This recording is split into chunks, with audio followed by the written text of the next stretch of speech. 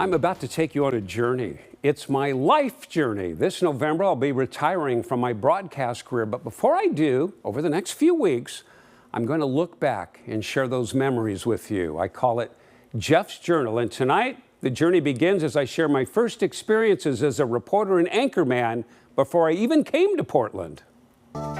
Good evening, everyone. At the top of our news tonight, the American Bird Challenger is home tonight at exactly 10:54 this morning. The space shuttle touched down at Edwards Air Force Base. You're looking at a newscast from April of 1983. I was a young anchorman working my first on-air job at television station KEYT in Santa Barbara.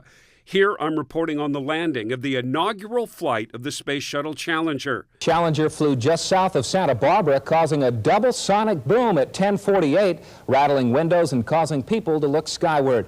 Just 3 years later, I would be reporting on the Challenger disaster. 2.5 minutes into the flight, the solid rocket boosters will drop away and we should be able to see it. What's happened? What happened? Reporting on tragedy is part of being a journalist. It's a part I never liked. Weather is always a big story. In Santa Barbara, it seems every winter the city was hit with damaging storms. Weather permitting, construction crews will begin work tomorrow repairing the wharf. However, officials say it'll take several weeks before Stearns Wharf can be reopened to the public. At Stearns Wharf, I'm Jeff Gianola, Key News. I also filled in as the weather person at KEYT way before the fancy weather computer graphics you see today. All areas reported windy conditions today. Throughout my career, I focused on the plight of the homeless, a problem that's only gotten worse over the last 40 years. Here's one of my reports from 1982. I'm not here to rob anybody or steal, and supposedly there's supposed to be a job here, this new hotel coming up, and I'm supposed to stick around. Where will you sleep until then? Wherever I can. City officials are now thinking about revoking the permit for the Homeless People's Information Center, but members say they'll stay as long as they can in order to get their message across. Holding leaders accountable is something I have always strived to do. Here I'm interviewing Santa Barbara Mayor Sheila Lodge about problems with the local harbor caused by poor planning. There was a lot of controversy over whether enough was done once the harbor became silted up by the city. How do you answer those charges? Did the city of Santa Barbara do enough to ensure that that harbor remain open? Well, we thought that once the money was... Mayor Lodge would go on to serve the city of Santa Barbara for 36 years, stepping down last year at the age of 95. There are important news stories and fun ones. I always loved any story with animals. Here's one of my stories from Thanksgiving, 1982. For those of you who think this is Ben's last public appearance, you're wrong. Owners of the bird made a deal with Ben 2 weeks ago. If he promised to be good around the children, they promised to have a vegetarian Thanksgiving. Ben thinks it's a good idea. In Goleta, Jeff Gianola, Key News. Many celebrities called Santa Barbara home. I was lucky enough to know Julia Child, who often stopped by the television station, and it led to one of my most embarrassing moments.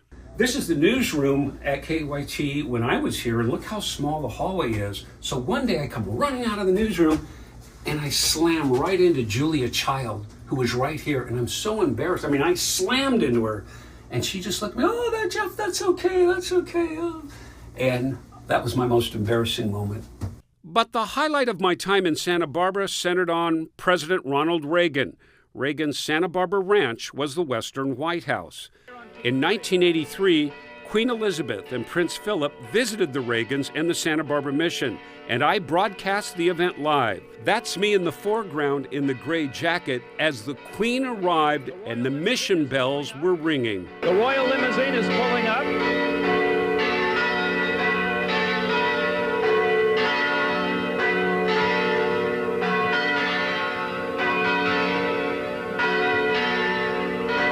The Queen is being greeted by Father Virgil Cordano. Cheer going up from the crowd. The sound of the mission bells helped to soften the torrential rains that fell that day, but as the Queen and her entourage left the mission, the rain suddenly stopped. This is live coverage of the Queen's visit to Santa Barbara. Applause going up from the crowd. The Queen bidding farewell to Father Virgil Cordano. Nancy Reagan being escorted into the limousine. Dozens of security personnel. And as you can see behind me, the motorcade is moving out to the Santa Barbara airport, where the Queen and Prince will fly back to Long Beach. It's been an exciting visit here in Santa Barbara, despite the weather. Enthusiastic crowds everywhere the royal couple went. That's about it here from the Santa Barbara mission. Back to you, King, in the studio. The Queen's visit marked my very first live report as a television journalist. There would be countless more to come. 5 months after the rainy royal visit, I arrived in Portland, where my career and life changed forever. But for me, the sound of those mission bells that day have never left my memory. And here comes the royal limousine. You know, when I look back on those years, I'm still amazed at how young Queen Elizabeth looked. Of course, I looked pretty young too, and I'm still embarrassed all these years later about slamming into Julia Child in that hallway. So on Wednesday, Jeff's Journal continues as I document my arrival here in Portland and my 15-year career at KATU, which included a stint as a weather person before shifting to the anchor desk, where I was paired with my good friend to this day, Julie Emery. So join me Wednesday for Jeff's Journal as the nostalgic journey continues. And there's Julie right there. You know, Mia, you notice when I said, okay, the Queen's visit is coming to an end, back to you, King. And you think, well, that sounds funny. Believe it or not, the anchorman was named King Harris. His first name was King. Like, what are the and odds? I always thought that was so funny. The Queen's visit is over. Back to you, Back King. to you, right. So I want to tell you my farewell tour continues. I'm going to be in Hood River on Thursday. I'll be at the River Days Cafe, September 25th. If you live in the Gorge, stop by, say hi, take a photo. You can chat with me. That'll be starting at 11 a.m. to 1, so I'm looking forward to that. We did a farewell tour stop in Beaverton last week, had a lot of fun, took a lot of pictures. It's my chance to say thank you to you.